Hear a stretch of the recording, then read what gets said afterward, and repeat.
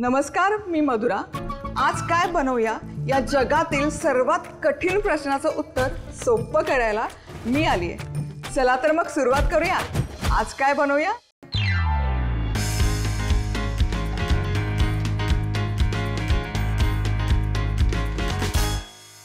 तुम्हा सर्वांचं खूप खूप खूप मनापासून स्वागत। आज आपण मस्तपैकी फटाफट बनणारं कांद्याचं पिठलं कसं बनवायचं ते बघतोय।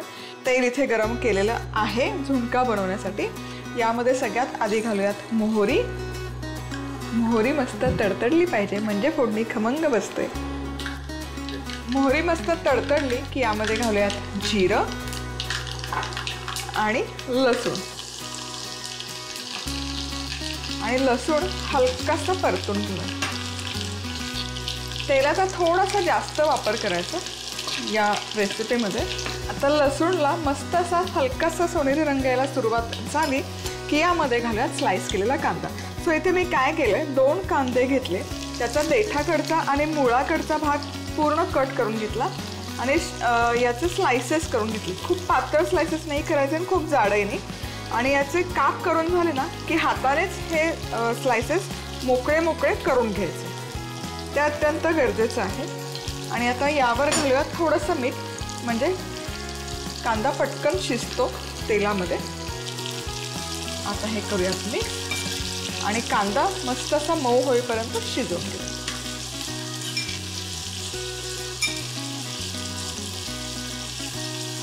महाराष्ट्रातलेच ना आपण कानाकोपऱ्यातले पारंपरिक पदार्थ बघतोय। म्हणजे पिठल्याचंच उदाहरण घेतलं तर पिठल्यामध्ये मावळ भागात जे पिठलं करतात किंवा नगर रोडला जे पिठलं करतात, पिठल्यामध्ये खानदेश विदर्भ प्रत्येक ठिकाणी व्हेरिएशन्स आहेत। सो हे असं आळण आहे ना माझी आजी करायची जी मराठवाड्यातली आहे। हाच एक हेतू आहे की आपले जे घरोघरी बनवले जाणारे पदार्थ पूर्वीच्या काळी जे आता विस्मरणात गेलेत हे असे तुमच्यापर्यंत पोचावेत। कांदा मस्त असा खरपूस भाजून झालेला आहे, तुम्ही बघू शकाल। छान असा शिजलेला आहे, कच्चा नाही ठेवायचा कांदा। आता यामध्ये घालूयात तिखट। बाकी काहीच यामध्ये जात नाही, फक्त लाल तिखटाचा वापर असतो या झुणक्यामध्ये, त्यामुळे हे भरपूर घालायचं। म्हणजे तुम्हाला किती तिखट खायचं त्या अंदाजाने। मी थोडं जास्त खाते त्यामुळे मी जास्त तिखट घातलेलं आहे। आणि बॅडगी मिरची आहे ना, यामुळे कुठल्याही पदार्थाला रंग सुरेख येतो, तुम्ही बघू शकाल। पण ते पचायला हलकं जातं आणि झणझणीत असं होत नाही। आता यामध्ये घालूयात चवीपुरतं मीठ, हे मिक्स करूया आणि पाणी, अगदी थोडं पाणी घालायचं, खूप पाण्याचा वापर नाही करायचा। आणि याला एक उकळी काढून घ्या। आणि इथे बघू शकाल मस्त अशी एक उकळी आलेली आहे आणि काय सुरेख रंग आलेला आहे, सुवास जबरदस्त येतोय, क्या बात आहे। आता गॅस करते मी मंद आचेवर आणि अजिबात आता यामध्ये दुसरं काही घालायचं नाहीये, तर एक 4 चमचे फक्त मी बेसन घालते,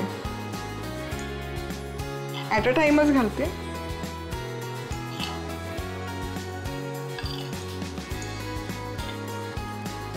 आणि हे पटकन आहे ना मिक्स करूया।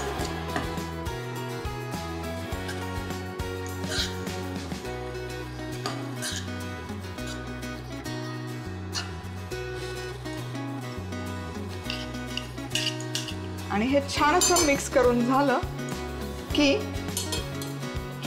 यावर ठेवूयात झाकण आणि अगदी मंद आचेवर 10 मिनिटं हे छान शिजवून घ्यायचं, वाफवून घ्यायचं। कारण बेसन कच्चं असतं, ते छान शिजलं पाहिजे। ते कच्चंच राहिलं तर ते खाताना मजा नाही येत। छान असं फुललं पाहिजे, शिजलं पाहिजे। त्यामुळे वाफेवर मध्ये मध्ये 2-3 मिनिटं झालं की मिक्स करून घ्यायचं आणि मग परत झाकून वाफवून घ्यायचं। आणि इथे अगदी 2 मिनिटं हे छान वाफवून घेतलंय। आहा, क्या बात आहे, तुम्ही बघू शकाल, भन्नाट दिसतंय। आता हे एकदा पुन्हा मिक्स करून घेते, जबरदस्त।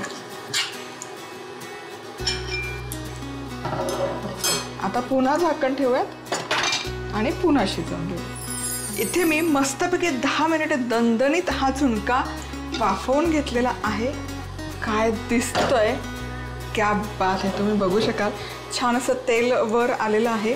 आता यामध्ये घालूयात बारीक चिरलेली कोथिंबीर. गॅस करते बंद आणि आपला इथे मस्त कांद्याचा झुणका बनवून आहे तयार.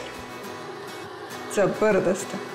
तर हा झुणका कसा खायचा सांगायची काहीच गरज नाही. मस्त गरमागरम खरपूस भाजलेली भाकरी, त्याबरोबर हा झुणका आणि बुक्कीने फोडलेला कांदा अफलातून लागतं. आणि मला आहे ना खरं मऊ भात आणि हा झुणका खायला खूप आवडतं. थोडंसं मऊ भात करायचा आणि हा झुणका लावून लावून खायचा, भन्नाट लागतं. झटपट तयार होणारा कांद्याचा झुणका करण्यासाठी लागणारे साहित्य: 2 ते 3 मोठे चमचे तेल, 1 चमचा मोहरी, 1 चमचा जिरं, लसूण, 2 उभे चिरलेले कांदे, 2 ते 3 चमचे लाल तिखट, 4 मोठे चमचे बेसन, बारीक चिरलेली कोथिंबीर, चवीनुसार मीठ आणि पाणी.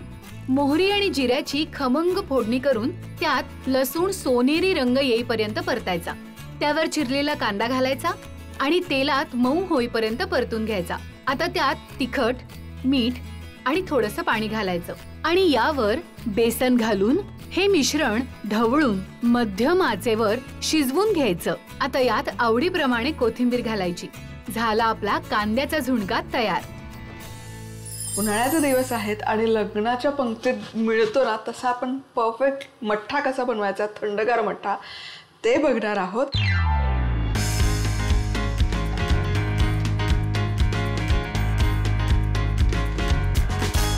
तर मठ्ठा आपण पारंपरिक पद्धतीने बनवत आहोत. अगदीच पारंपरिक नाही, पण इथे ना ती जी परफेक्ट चव लागते ना आल्याची, ती परफेक्ट चव होण्यासाठी मी शक्यतो आज खलबत्त्यामध्ये आलं कुटून घेते. तर इथे आहे आलं, खूप सारं आलं घ्यायचं आणि थोडीशी मिरची, एक साधारण 3 ते 4 तुकडे मिरचीचे, म्हणजे 1 मिरची. अर्धा लिटरचा आपण बनवतोय मठ्ठा आणि हे ना ठेचून ठेचा करून घ्यायचा.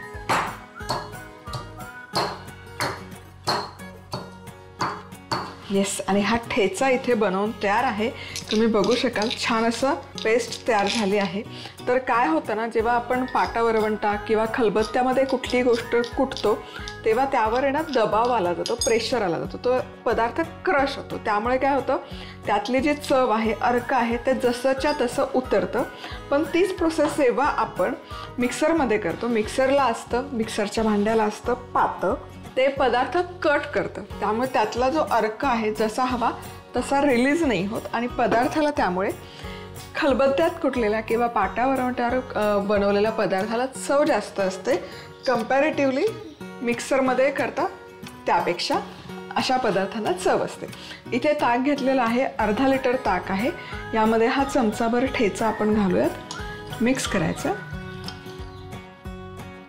यामध्ये घालूयात साखर 1 चमचा, काळं मीठ पाव चमचा,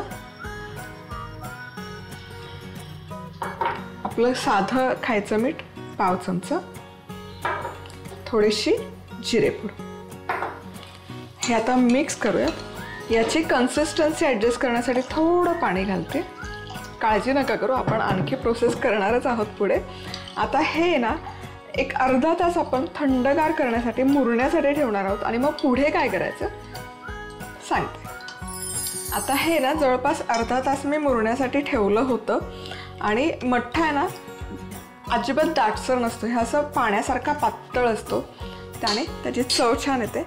आता हे आल्याचे तुकडे, मिरचीचे तुकडे दाताखाली येतात, मग ते छान नाही लागत.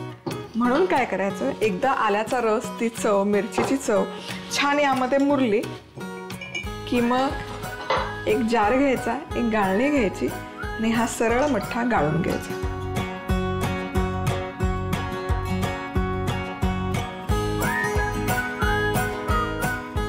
आणि अर्थातच कोथिंबीर. मठ्ठा आहे तर त्यामध्ये कोथिंबीर राहिलीच पाहिजे, खूप घालायची गरज नाही, थोडीशी. तर इथे आपला हा मस्त असा थंडगार मठ्ठा बनवून तयार आहे. हा तुम्ही फ्रीजमध्ये ठेवू शकता. 3 ते 4 दिवस हा मठ्ठा छान टिकतो, अजिबात खराब होत नाही. आणि आलं ज्या पद्धतीने आपण घातलंय, आलं मिरची, त्याची चव आहे ना अफलातून उतरते. नक्की बनवून बघा.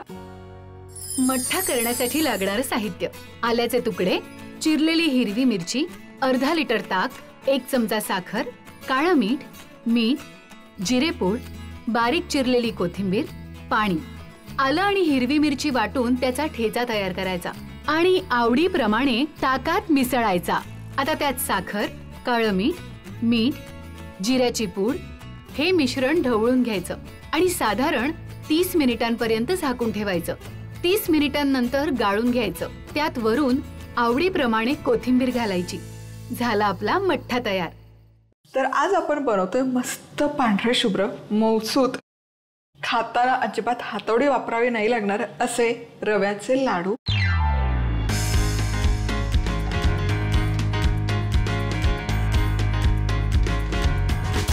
हे लाडू बनवताना खूप साऱ्या टिप्स आहेत ज्या आपण बघणार आहोत. तर सगळ्यात आधी रव्याचे लाडू बनवण्यासाठी इथे मी घेतलेला आहे अर्धा किलो बारीक रवा. शक्यतो तो घ्यायचा, बॉम्बे रवा वगैरे म्हणतात तो रवाही चालेल. अर्धा किलो हा बारीक रवा आहे. तर त्यामध्ये मी घालते 200 ग्रॅम साजूक तूप किंवा 1 कप साजूक तूप. तूप असं विरघळून घ्यायचं म्हणजे मग त्याचं प्रमाण अचूक बनतं. आता हा रवा मीडियम हीटवर एकसारखा ढवळत भाजून घ्यायचा आहे. रव्याचा आहे ना रंग बदलला नाही पाहिजे, पण ॲट द सेम टाईम तो कच्चाही नाही राहिला पाहिजे. त्यामुळे मध्यम आचेवर एकसारखा ढवळत 7 ते 8 मिनिटं हा रवा छानपैकी खमंगपैकी भाजून घ्यायचा आहे.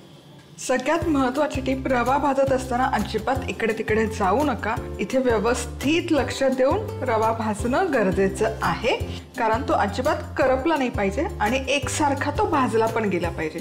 फार वेळ नाही लागणार, 10 मिनिटाचंच काम आहे. चला तर मग इथे हा रवा छानपैकी हलकासा भाजून झालेला आहे किंवा भाजत आहे. मंद आचेवरच ठेवलंय मी. आता या स्टेजला यामध्ये मी घालते सगळा सुकामेवा. सुकामेवा घालणं ना अगदी ऑप्शनल आहे. काजू आणि बदामचे तुकडे आहेत. काय होतं ना, या स्टेजला घातलं तर ते वेगळे सेपरेट तळून घ्यायची गरज नाही पडत. छान रव्यासोबत भाजले जातात आणि कुरकुरीतही होतात. आता हे आणखी 5 ते 6 मिनिटं एकत्र भाजून घेऊयात. आता रवा भाजला गेला आहे हे कसं समजायचं, तर यावर आहे ना तुम्ही बघू शकाल असं हलकासा तुपाचा एक लेअर किंवा पांढरटपणा यायला सुरुवात होते. याचा अर्थ रवा छानपैकी भाजून झालेला आहे, त्याचा रंग बदललेला नाही आहे आणि तूप प्रत्येक कणामध्ये शिरलेलं आहे रव्याच्या. आता गॅस करते बंद आणि आता पाक करायला घेऊयात. आता साखरेचा पाक बनवण्यासाठी अर्धा किलो बारीक रवा आहे, तर 300 ग्रॅम मी घेते इथे साखर आणि यामध्ये घालूयात पाणी. 300 ग्रॅम म्हणजे 1.5 कप साखरेचा इथे मी वापर करते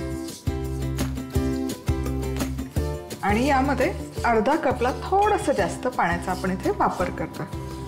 आणि यापासून छानपैकी आता 1 तारी पाक तयार करायचा. 2 तारी वगैरे पाक करायचा नाहीये, नाहीतर लाडू फार कडक बनतात.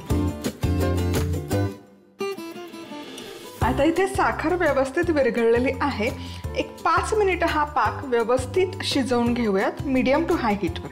थोडंसं हीट टेम्परेचर जास्त ठेवून त्याला उकळी काढूयात 5 मिनिटं. इथे आता तुम्ही बघू शकाल पाक मी जेमतेम 5 मिनिटं छानपैकी उकळून घेतलेला आहे. आता कन्सिस्टन्सी चेक करण्यापूर्वी गॅस करायचा बंद आणि काय करायचं, हे कढई आहे ना, कढईच्या अशा साईडने हा चमचा स्पॅटुला असा फिरवून घ्यायचा. म्हणजे पाकाची जेव्हा तुम्हाला कन्सिस्टन्सी चेक करायची असते तेव्हा हलकासा ड्रॉप काढून घ्यायचा.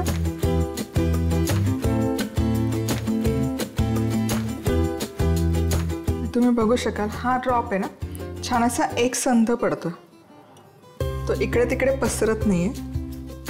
याचा अर्थ पाक हा छान तयार झालेला आहे. आता हा हलकासा थंड करायचा. गॅस बंद हवा जेव्हा तुम्ही त्याची तार चेक करता तेव्हा, आणि पाकही थंड झाला पाहिजे. हे बघा छानपैकी असा 1 तारी पाक तयार आहे. आता याच्या पुढे हा अजिबात शिजवायचा नाहीये. गॅस मी बंदच ठेवलेला आहे. या पुढे जर हा पाक गेला ना तर ते लाडू खूप कडक होतील. ही जस्ट असं 1 तार निघायला लागली, पूर्ण पण तार स्ट्रेच झाली पाहिजे असं काही नाही, फक्त जस्ट 1 तार आली की गॅस करायचा आहे बंद. आता पाक आहे आपला हलकासा गरम. त्यामध्ये हा जो भाजलेला रवा आहे हा घालूयात. हा गरम गरम रवा नाही घालायचा आहे, हलकासा थंड झाल्यावरच मग गरम पाकामध्ये घालायचं आहे, नाहीतर त्याचा शिरा होईल. आपल्याला शिरा नाही करायचा, लाडू बनवायचा आहे. आता या पाकामध्ये हा रवा छान कालवून घ्यायचा, एकजीव करायचा. आता यावर घालायची वेलची पूड. आत्ताच घालायची, म्हणजे काय होतं ना, हे हलकंसं गरम आहे ना, तर त्या वेलची पूडचा स्वाद खूप छान उतरतो या लाडूमध्ये. आणि आता हे झाकण ठेवून अर्धा तास मुरण्यासाठी ठेवायचं. आता काही महत्त्वाच्या टिप्स. रवा लाडू इन केस हा पाक सैल झाला आणि ते वळलेच नाही गेले तर काही नाही, कढई पुन्हा गॅसवर ठेवा आणि पुन्हा ते हलकंसं शिजवून घ्या, पण लगेच नाही, नाहीतर तो शिरा होईल. 1 तास 2 तास वाट बघा आणि तरी असं वाटलं की नाही याला पाणीच आहे, तर मग तुम्ही ही स्टेप करू शकता. कडक झालं तर काय करायचं, कडक झालं तर सगळं मिश्रण फोडायचं, मिक्सरच्या भांड्यात घालायचं, डुरकन फिरवून घ्यायचं. हवं तर थोडंसं आहे ना कच्चा पाक करायचा, म्हणजे 2 चमचे साखर, त्याच्यात 1 चमचा पाणी घालायचं, त्याचा पाक तयार करायचा. आणि तो 1 चमचा पाक घालायचा. म्हणजे पाकामुळे काय होतं ना की त्याला मॉइश्चर हलकंसं मिळतं आणि ॲट द सेम टाईम ते लाडू खराबही नाही होत. म्हणजे दुधाचा हबका दिला तर लाडू खराब होऊ शकतात, पाण्याचा हबका दिला तर खराब होईल. पण तुम्ही 1-2 चमचे साखरेचा पाक केला, सिरप तयार केलं आणि ते 1 चमचा घातलं तर त्याने बाइंडिंग इनफ येतं आणि लाडू खराबही होत नाही. सो या 2 महत्त्वाच्या टिप्स आहेत. लाडू मऊ झालं तर काय करायचं, कडक झाले तर काय करायचं. इथे जेमतेम 1 तासभर हे रवा लाडूचं मिश्रण मुरण्यासाठी मी ठेवलं होतं. आता चेक करूयात. येस, परफेक्ट झालेलं आहे. अगदी खूप दाटसर नाही आहे आणि खूप असं सैलही झालं नाही. हातात घेतलं की लाडू छान वळला जातं. सो हे आता छान काढून घेऊयात, मोकळं करून घ्यावं. अजिबात चिपचिप नाही आहे आणि त्याचसोबत अजिबात कोरडं कोरडं पण झालेलं नाही आहे. चला, हे मिश्रण छान असं मोकळं मोकळं करून घेतलं की याचे लाडू वळूयात. आता यावर लावते मी काळा मनुका. म्हणजे पांढऱ्या शुभ्र लाडूवर हा काळा मनुका खूप छान दिसतो. एक बेदाना असतो आणि एक मनुका असतो. सो हा आहे काळा मनुका. काळा असतो तो मनुका, तपकिरी जो असतो तो असतो बेदाना.